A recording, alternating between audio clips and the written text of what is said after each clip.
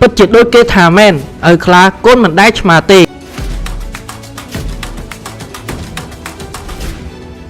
កូនប្រុសបង្កើតរបស់កម្ពុជាកីឡាករបាល់ទាត់ Cristiano Ronaldo យុវជន Cristiano Ronaldo ជាអបានសុទ្ធបញ្ចូលទី2គ្រាប់យ៉ាងអស្ចារ្យក្នុងការប្រកួតវាផ្ដាច់ព្រាត់ពីនវត្តក្រោមអាយុ15ឆ្នាំកាលពីយប់ថ្ងៃអាទិត្យទី18ខែឧសភាយប់មិញនេះ Cristiano Ronaldo ជាអដែលបច្ចុប្បន្នមានវ័យ14ឆ្នាំពិតជាបានបង្ហាញសមត្ថភាពលេចធ្លោមែនទែនបន្ទាប់ពីរូគេបានសុទ្ធបញ្ចូលទី2គ្រាប់ជួយឲ្យក្រុមជម្រើសជាតិប៉ូទុយហ្គាល់ក្រោមអាយុ15ឆ្នាំយកឈ្នះទៅលើក្រុមក្រូអាតក្រោមអាយុ15ឆ្នាំក្នុងលទ្ធផល3-2នៅក្នុងការប្រកួតវាផ្ដាច់ព្រាត់ពីនវត្តក្រោមអាយុ15ឆ្នាំនេះជាក្របបាល់ដំបូងរបស់ Ronaldo ជាអក្នុងការបង្ហាញខ្លួនជាមួយនឹងក្រុមប៉ូទុយហ្គាល់ក្រោមអាយុ15ឆ្នាំខណៈរូគេក៏បានប្រើ style of Osu តាម CR7 ដែលជាឪពុកខ្លួនផងដែរបន្ទាប់ពីរកបានគ្រាប់បាល់ទី1យុវជនដែលកំពុងវឹកហាត់នៅក្លឹបអានឡាសឺរូបនេះទទួលបានការចាប់អារម្មណ៍ខ្លាំងមែនទែនពីសំណាក់អ្នកគាំទ្រទូទាំងពិភពលោកជាមួយនឹងគ្នានេះដែរមានការលើកឡើងថាយុវជនរូបនេះនឹងអាចក្លាយជាអ្នកស្នងតំណែងពីឪពុកនាពេលអនាគតទៀតផងតើបងប្អូនគិតថាកូនប្រុសរបស់ Cristiano Ronaldo អាចបន្តតំណែងពី